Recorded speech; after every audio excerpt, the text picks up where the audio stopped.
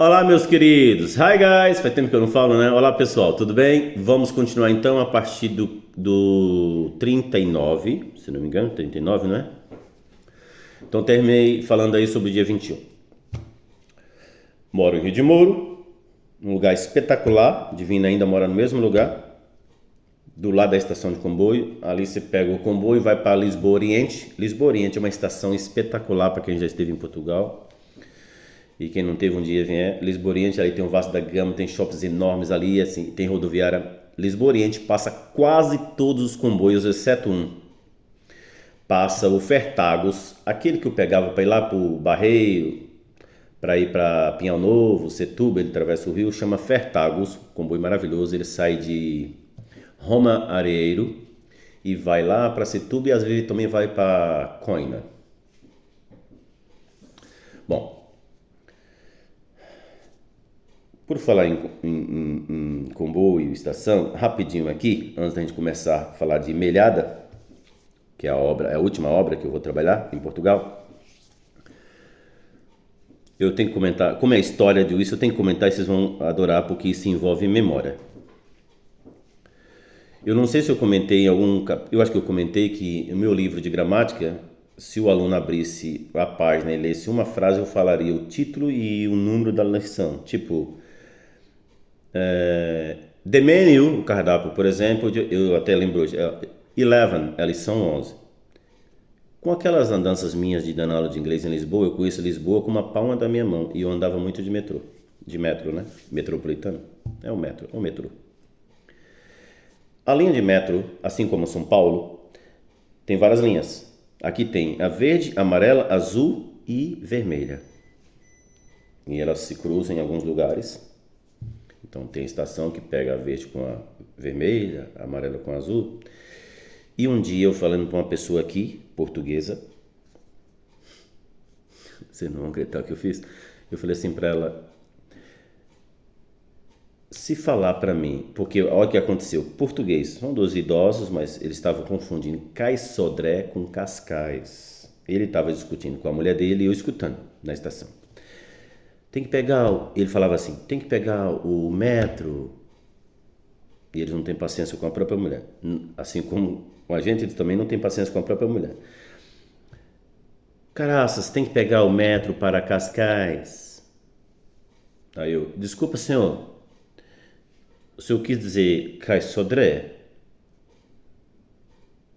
Aí ele, diga, eles gostam de falar assim, quando não entendem, diga. O senhor disse para essa senhora que tem que pegar o metro para Cais Sodré. Não existe metro para Cais Sodré. Para Cascais existe comboio. Aqui o senhor pega só o metro. É para Cais Sodré, não é? Ele, é mesmo, Cais Sodré. Aí ela falou assim, tá vendo? Aí ele falou, quanto tempo tá aqui? Eu falei, tá não tinha nem um ano que eu estava dando aula de inglês ali. Aí eu falei assim para ele, vocês não vão acreditar. Eu falei, senhor, se me disser qualquer estação do metro, eu lhe falo a linha. Ah, não. Eu falei, pode, escolha aleatoriamente e vou falar para o senhor as conexões. Qualquer uma que o senhor quiser. Eu vou falar algumas que ele falou, mas eu vou usar outras que ele não falou só para vocês entenderem. Nós estamos falando em 2020 e nós estamos em 2025, que eu não uso mais metrô, eu uso de carro aqui e lembro de todas sem exceção e são várias, hein? Sem brincadeira, são mais de 100 estações. Aí ele fala, tá bom então, vamos lá, avenida, eu falei, linha azul. Marquês Pombal, eu falei, Marquês Pombal é azul com amarela, elas se cruzam. Rato, eu falei, rato é a final da amarela, porque elas têm dois finais, né? Sai de um lugar, termina no outro, todas.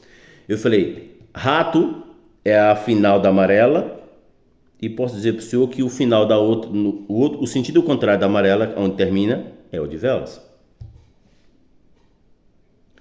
Decoraste o mapa do metro? Eu falei, eu não parei para decorar, só estou dizendo para o senhor que eu sei. Tá bom. Alameda, eu tinha morado na Alameda, mas não é porque eu tinha morado na Alameda. Eu falei, Alameda é a linha verde com a vermelha. Não pode. Aeroporto, Falei, final da Vermelha, que o final do outro lado da Vermelha é São Sebastião. Ele falou, não pode ser. Gente, para não ficar aqui só falando isso. Qualquer estação do metro... Aí a última, ele falou, essa eu lembrei, ele falou assim, eu vou falar uma que você nunca vai falar. Eu falei, tá bom. Colégio Militar. Tem uma estação chamada Colégio Militar. Eu falei, antes de eu falar pro senhor a estação do Colégio Militar, qual é a linha azul? Qual é a linha? Eu já tô falando a linha. Qual é a linha? Olha que meu cérebro tá lá dentro. E se eu falar pro senhor do Shopping Colombo, onde fica o Shopping Colombo? Ele falou assim, meu Deus, eu tô pasmo. Eles vão falar, eu tô... Não, ele fala assim, ó, eu tô parvo, tô bobo. Colégio Militar, linha azul, onde fica o Shopping Colombo, um shopping enorme. Então, gente, é assim. Se eu for, olha que coisa engraçada, não sei, inacreditável. Se eu for falar todas as estações agora do comboio, todas, eu não consigo falar quais são todas.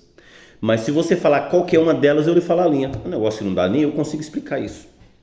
Por exemplo, vou falar uma aqui que eu nunca fui.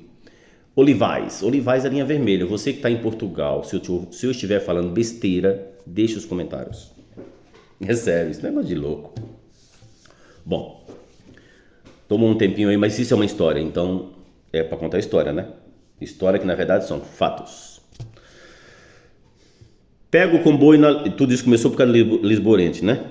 Lá passa quase todos os comboios, exceto o Fertagos, que não passa lá, o resto passa tudo. E todos saem da Santa Polônia, é um lugar dos comboios que todos saem de lá e vai pelo país inteiro. É maravilhoso, né? Parte do comboio em Portugal é espetacular. Pego o comboio que vem de Sintra, na estação de Rio de Moro, onde mora o Divino, e vou para Lisboa Oriente pegar um comboio de longo curso que ele vai lá para Braga, ele vai para Porto, e eu desço em Melhada. Compro ali a passagem, 2 horas de comboio, é longe. O comboio ele anda a mais ou menos 170 km por hora. Eu coloquei no GPS e ele marcava lá 172. Anda muito, levou 2 horas para chegar. Desço em Melhada, poucos metros da obra, que eu não sabia onde era. Liguei para o encarregado, olha, é bem perto. Chego lá, ele está na calçada, uma pessoa muito simples, com seus... Não tinha 60 em 2020. Muito simples, fumando aquele cigarro dele, pessoa bem diferente, assim, o jeito dele, eu senti que era diferente, e o povo lá realmente é diferente, depois fui comprovar. Aí eu falei, bom dia, eram umas 10 horas da manhã. Bom dia, é o senhor Diamantino? Sim. Eu com um saco cheio de ferramenta para dizer que era pedreiro, porque ele pediu um pedreiro pro babo. Fui escolhido pelo babo, por Deus e pelo seu Diamantino, sem seu Diamantino saber o que viria para frente. Aí o seu Diamantino falou, olha, aqui é uma obra pequena, depois eu vou pedir, quando começar a parte de alvenaria, que na verdade é uma casa que foi construída e parou, então ela toda já tinha a estrutura dela, então era só rebocar, aqui eles colocam muito capoto para fazer um isolamento térmico, e aí depois rebocar e pintar. Mas tinha muita parte, a área externa tinha muita coisa para fazer, colocar a parte hidráulica, que aqui chama canalização, muito buraco para cavar, claro que vai ser isso tudo na picareta, né, que é meu trabalho pesado, é o que eu gosto de fazer.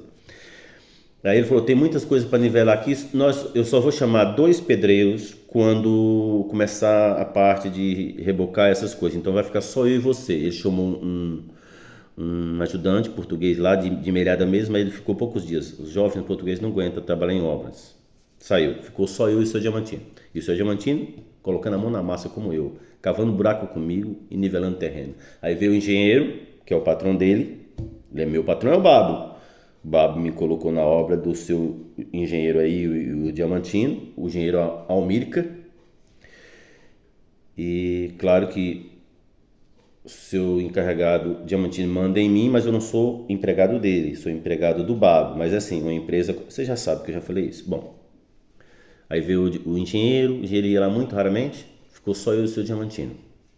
Para encerrarmos aí esse capítulo, e ir pro próximo, que aí fica uma história boa no outro capítulo.